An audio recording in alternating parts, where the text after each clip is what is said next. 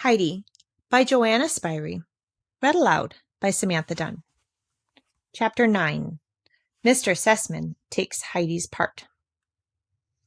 A few days after these events, there was great commotion and much running up and down the stairs in Mr. Sessman's house.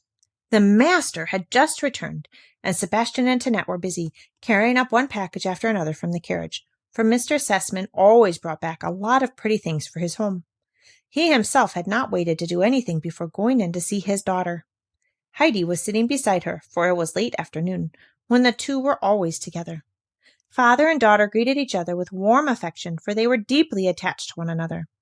Then he held out his hand to Heidi, who had stolen away into the corner, and said kindly to her, "And this is our little Swiss girl.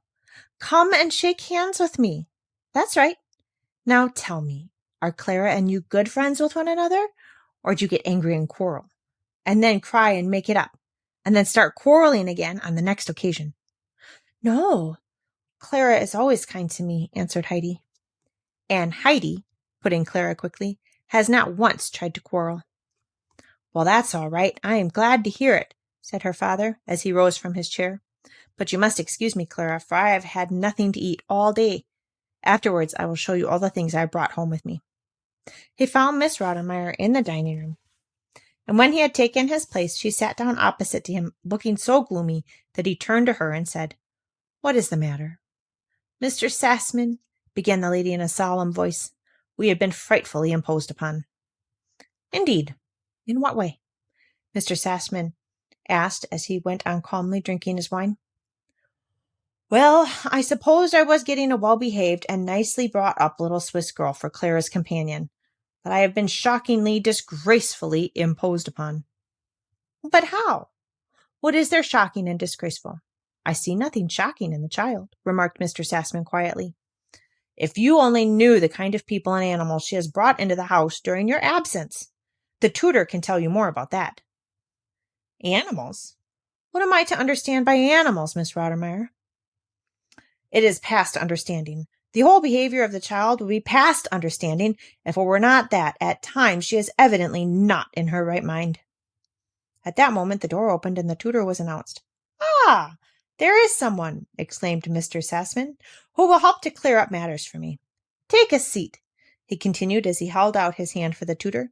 "And now tell me, what is the matter with this child that has come to be a companion to my daughter?"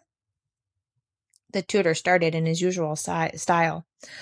"Oh, if I must give my opinion about this little girl, I should like first to state that if, on one side, there is a lack of development which has been caused by the more or less careless way in which she has been brought up—" "My good friend," interrupted Mr. Sessman, "you are giving yourself more troubles than you need. I only want to know what is your opinion to her being a fit companion or not for my daughter." "I should not like in any way to prejudice you against her," began the tutor once more.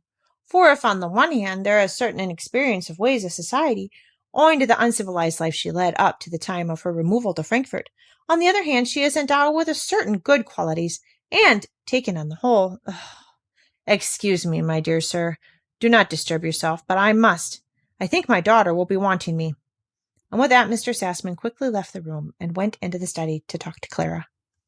"And now, my dear," he said, drawing his chair nearer and laying her hand on his, "what kind of animals has your little companion brought into the house? And why does Miss Rottenmeier think she is not always in her right mind?" Clara had no difficulty in answering.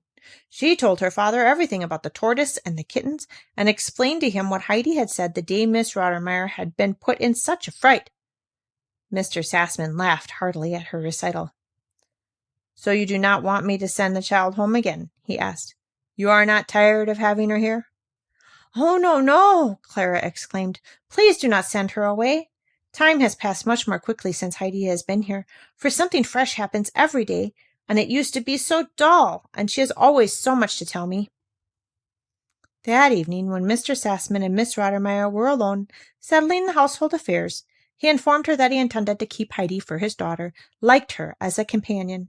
"I desire," he continued, "that the child shall be in every way kindly treated, and that her peculiarities shall not be looked upon as crimes.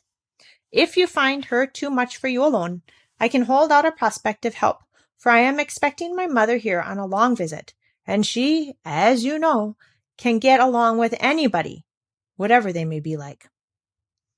"Oh, yes, I know," replied Miss Rottermeier, but there was no tone of relief in her voice as she thought of the coming help.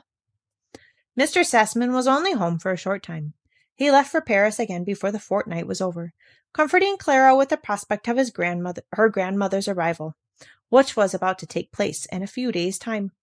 Clara talked so much about her grandmother that Heidi began also to call her grandmamma, which brought forth a look of displeasure from Miss Rottermeier.